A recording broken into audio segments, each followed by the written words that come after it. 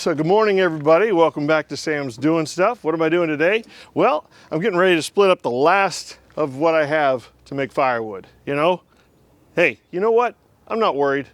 There's always wood out there. And I've got some feelers out. I'm gonna get some supply, I just know it. But I'm gonna have all my stuff split and stacked before Easter. And that's the goal, right? I also want to talk to you about an opportunity I had. This was a great opportunity for a group of guys to get together and do what they love, what they know how to do, is always a good opportunity. So I grew up going to a church camp down in Burkholtz, Ohio, which nobody knows about. It's definitely disconnected from the modern world. Anyway, down there in Burkholtz, Ohio, there's a place called Elkhorn Valley Christian Service Camp. Now, Elkhorn Valley Christian Service Camp was founded in 1958. The original camp consisted of a 160-acre farm with a farmhouse, which served as a kitchen and the girls' dorm, and a barn, which served as the boys' dorm downstairs and a meeting space upstairs. Today, the camp consists of 256 beautiful acres. Elkhorn Valley offers campers an opportunity to disconnect from the typical stresses of life and get closer to God. I attended Elkhorn Valley every year in my youth, and when I found out there was an opportunity to give back, I jumped at the chance. Campers use a lot of firewood, so every year Elkhorn puts on a week where volunteers can come and do just that, make firewood. I spent the day with 4 other like-minded gentlemen that just enjoyed doing what we do, and we cut, split, and stacked about 5 cords of firewood that day. We had a tractor with a dump trailer, 2 steel MS500Is, and a Timberwolf wood splitter.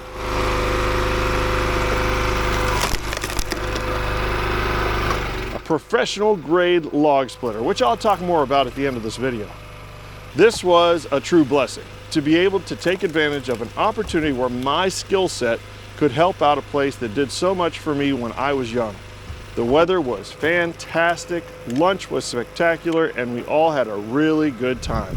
Just talking, cutting, splitting, and stacking firewood. Now, aside from having an absolutely wonderful time and getting some stuff done, to give back, which just any chance you get to do that, it just feels so good. I also want to let you guys in on some things that I learned on a practical sense about being able to use a pro grade splitter like that Timberwolf, okay? Way better built than this box store splitter that I have.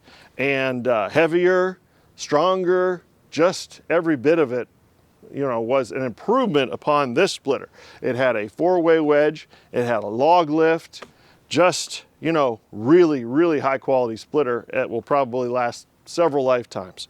Now, that being said, I want to let you know a couple of things I learned about it that might make me think twice about getting a pro grade splitter. And those things are, well, it was faster, but it wasn't that much faster. And I'm sure it was more powerful, but I have never found a piece of wood that this splitter won't go through. So was it that much more powerful? I don't know. The log lift was a great feature, to not have to lift logs onto the splitter, but most of the time we use the log lift as a workspace. You just like stack up a bunch of logs, just kind of like I do here, and the logs were small enough that we could manage them without needing to use the log lift. So while that would be great for unmanageable rounds, it, for the most part, doesn't get used for what it's intended. Then there's the 4-way wedge. I think no matter what splitter I get, I want to use a single-way wedge. Now that's just my personal preference. A single wedge gives you less chaff and much nicer splits. And y'all know I really like my splits to be as perfect as possible. So a single way wedge, if you're really picky like me, is the way to go. And also, like I said, it was a little bit faster cycle time, but it wasn't so much faster that it made the big difference. The big difference when splitting and processing firewood is to have a group of guys that knows what they're doing. That is what helps. When you have multiple hands, you can get a process going, and man, like I said, we banged out 5 cords of firewood in one day. It was a good time. So if I were gonna get, a $10,000 splitter, I think I would steer way more towards like one of those vertical splitters, like the Easton Made Axis, or Timberwolf now has a vertical splitter. I would seriously consider one of those. It allows you to not have to bend over as far. It does have a log lift still that can also be used as a work table. Some of them have a conveyor attached to them. I just think a vertical splitter for my purposes would be the way to go. So I learned a lot, and it was a real benefit for me to be able to try that out and you know, just be educated before someday when I do buy a better splitter, I know what I'm going for. So anyway, it was a great time. Like I said, we got a lot done, and it was just a perfect opportunity to give back. So anytime you have a chance to do that, anytime, take advantage of it, make it happen. All right, well, I'm gonna get to work. I'm gonna split up the last of this stuff, and that's gonna be it for firewood. We are definitely into mud season. I consider mud season starting when the overnight temperatures don't go below freezing anymore, and we get more precipitation than we do dry days. So things just get slimy. So I think it's starting right now, and this is a good thing to do.